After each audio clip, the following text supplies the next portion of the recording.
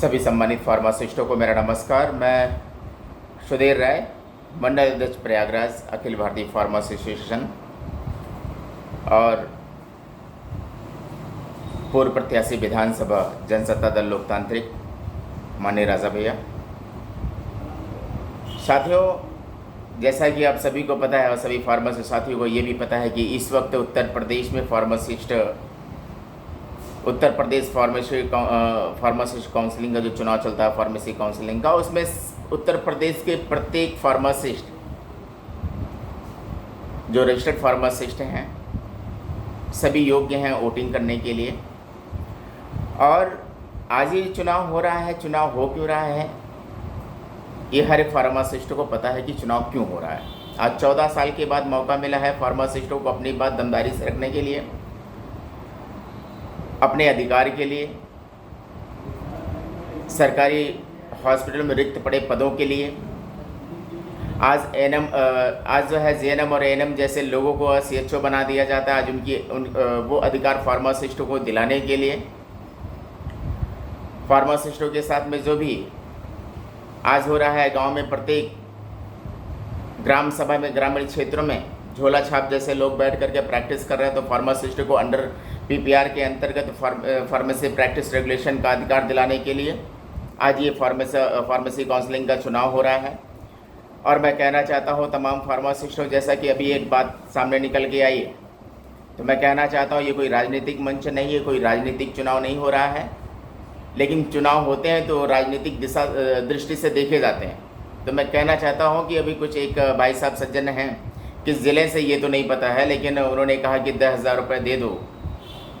तो जिस किसी फार्मासिस्ट को कहेंगे हम उसको वोट दे देंगे। मैं धन्यवाद देना चाहता हूं हमारे राष्ट्रीय अध्यक्ष शशि भूषण सिंह जी को,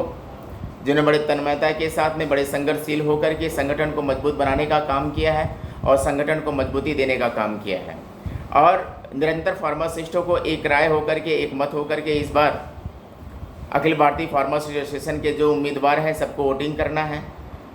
और 14 साल के बाद ये मौका मिला है, इस मौके को नहीं गंवाना है। और जो लोग कह रहे हैं कि 10,000 रुपये दे करके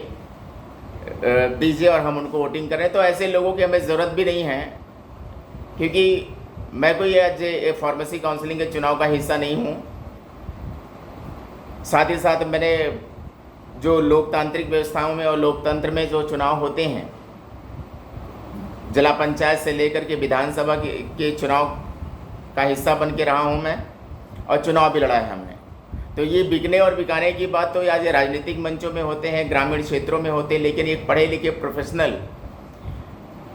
कोर्स करके जो बंदा ये कहता है 10,000 रुपये दे दीजिए हम वोट करेंगे, तो ऐसे लोगों की मैं पहचान बता देना चाहता हूँ कि फार्मासिस्ट कई प्रकार के हैं।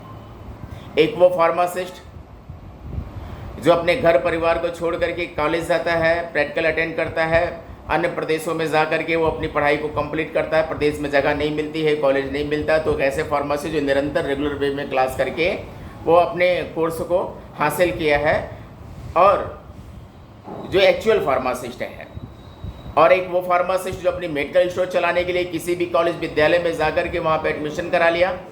एक दिन भी विद्यालय नहीं गया है और उससे पूछ लिया जाए कि भाई ये बताओ कि आज फार्मासिस्ट, रोल ऑफ फार्मासिस्ट क्या होता है, फार्माकोकाइनेटिक क्या होता है, फार्माकोडायनेमिक क्या होता है, what is the schedule H क्या है, ये शेड्यूल के क्या होता है, ये सब सारे ड्रग के बारे में अगर उनसे पूछा जाए, जानकारी लिया जाए, तो सारे के सारे जितने भी फार्मासिस्ट हैं जो इस वक्त अपनी डिग्री लेकर के सिर्फ पैसा लेकर के वोट देने की बात कर रहे हैं, तो ये उनमें इनकी गिनती होती, क्योंकि ये कभी कॉलेज नहीं किए, इनको पता ही नहीं है कि क्या बोलते हैं फार्मासिस्ट का हक और अधिकार है क्या। आज 14 सालों से, विगत कई वर्षों से जब फार्मेसी एक्ट बना, फार्मेसी एक्ट के बाद से आज तक कोई फार्मासिस्ट ऐसा नहीं है जो अपने अधिकार की लड़ाई लड़ सके। चाहे हमारे गवर्नमेंट फार्मासिस्ट के जो फार्मासिस्ट है आज उनके भी अधिकार की बात कोई नहीं कर रहा है। आज तक उनकी पे स्केल तक नहीं बढ़ाई जा पाई है। आज जेएनएम एएनएम को लेकर के आज गवर्नमेंट उनको सीएचओ और एचओ बनाने का काम कर रही है, लेकिन फार्मासिस्टों को उसका अधिकार नहीं मिल रहा है। आज उन्हीं सब अधिकारियों को दिलाने के लिए, उन्हीं सब अधिकारियों को पाने के लिए आज अखिल भारतीय फार्मासी एसोसिएशन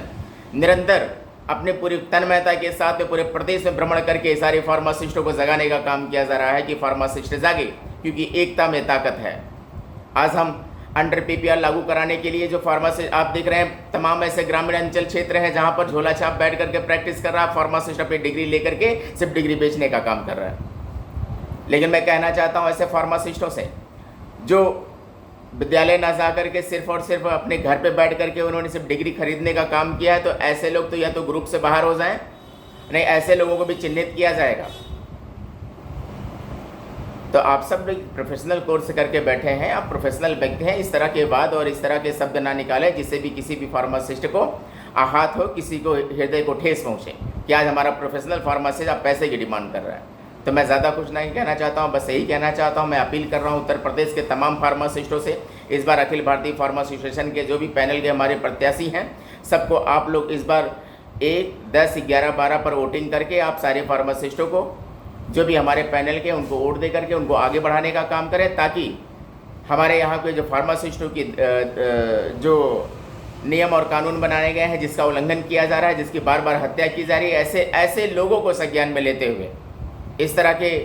जो कार्य हो रहे हैं, पीसीआई में जब तक हमारा बंदा नहीं बैठेगा, जब तक हमारी काउंसलिंग में हमारा बंदा नहीं होगा, तब तक फार्मासिस्टों के हित की बात को करने के लिए कोई खड़ा नहीं होगा।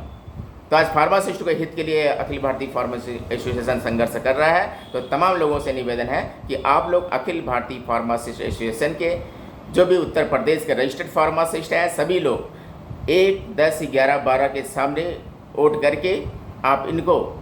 काउंसिल में बैठाने का काम करें, ताकि फार्मासिस्टों को हक और अधिकार मिल सके, सीएससी और पीएससी में फार्मासिस्टों की नियुक्ति हो सके, अंडर पीपीआर लागू हो सके, और फार्मासिस्ट जब जाता है, जब सीढ़ियों पे ताकि और एक चीज़, फार्मासिस्टों के अपना एक